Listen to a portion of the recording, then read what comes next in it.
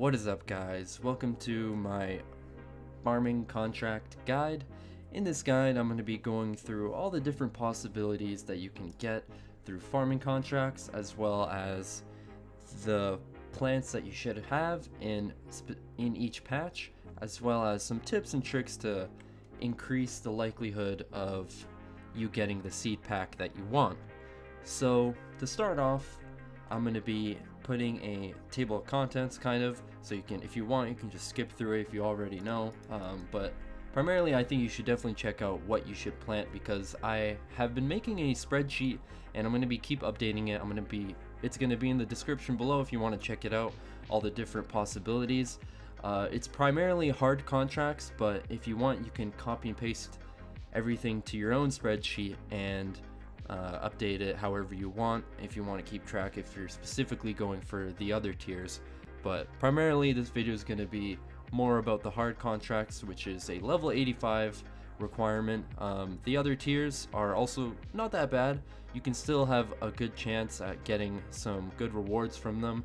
But yeah, that's where this video is going to go. And if you haven't already, check out my loot from 500 farming contract video.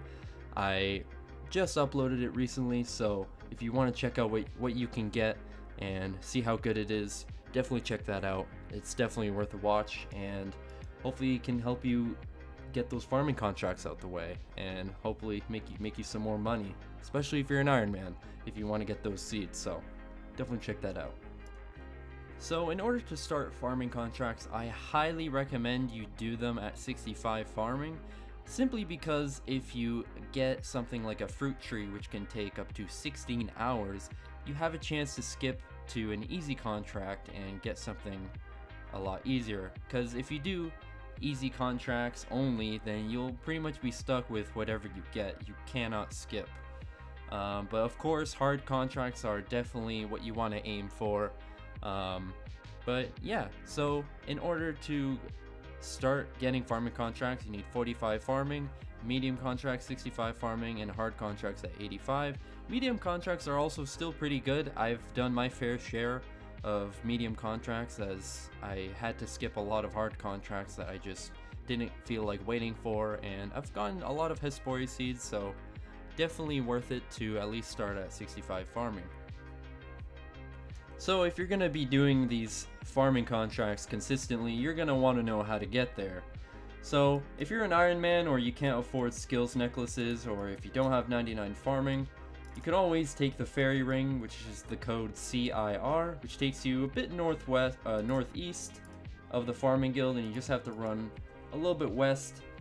And it takes a little bit of time, but I mean, it's probably the best teleport that you can get if you do not have skills necklaces. But if you do have a skills necklace, you can directly teleport here, and when you run out of charges, you can just sell them back to the GE and buy more skills necklaces. And the farming skill cape, which is the exact same teleport, just takes you right here, and you can start doing your farming contracts as quickly as possible. So before I get into what you should plant, I definitely recommend you check out this spreadsheet. I will be continuing to update it after this video, so if you guys want to check it out, I definitely want to keep track. But as you guys can see, I don't really have that many of the lower tiers, so if you want, you can copy and paste this into a new spreadsheet and start tracking your own. That way you can figure out what is the best. But as you guys can see from these different numbers that I've pretty much tallied from around 348 farming contracts, so I pretty much worked out the different possibilities.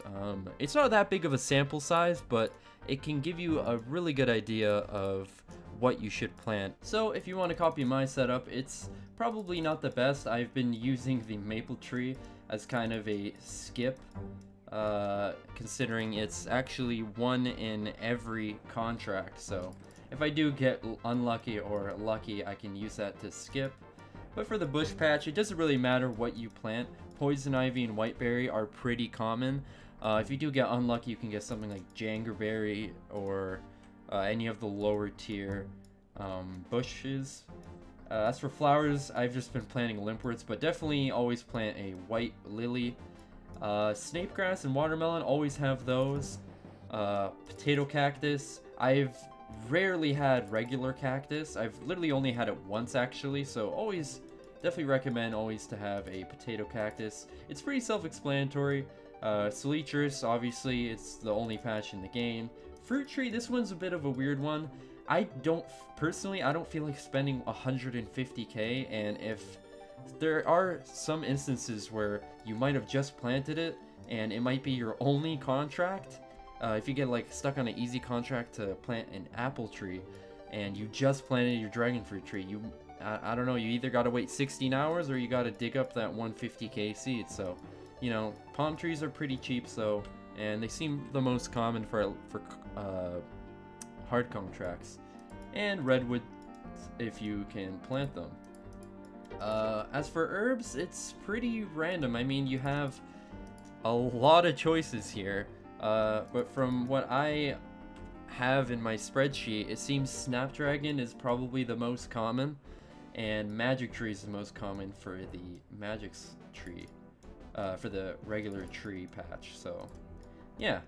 So as for the first tip, I definitely recommend, if you do get a Hespori seed, you plant it right away. You need 65 farming in order to plant it, and if you do manage to get one of the unique drops, it being a bottomless bucket or one of the anima seeds, definitely plant the chrono seed, because it can last for 3.5 days and it has a chance to skip a growth tick. Now, I've noticed this even on normal farming runs. I've seen it skip different farming ticks right instantly. It's pretty common, and it definitely speeds up farming by a lot, and definitely helps if you want to get your farming contracts done a lot quicker. The way it works is, I believe every 5 minutes, which is a farming tick, which every 5 minutes is essentially a chance at going to either a fruit tree, regular tree, Hespori, or pretty much any patch in the game except for itself, the anima patch. It will skip the growth stage and go to the next one, which can save a lot of time, especially for fruit trees, so highly recommend.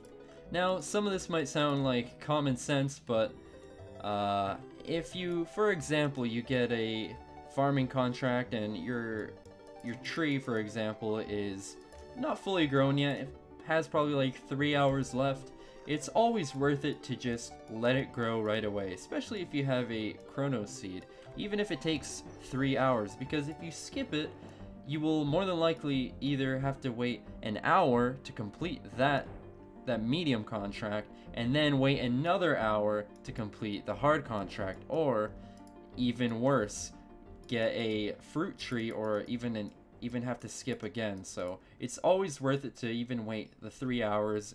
Now, this one might also seem a little bit self-explanatory, but always protect your plants, even if it, you know, can only take 2 hours or whatever, or, you know, if it takes around an hour to grow, then you're probably good. You probably don't have to worry about paying the farmer.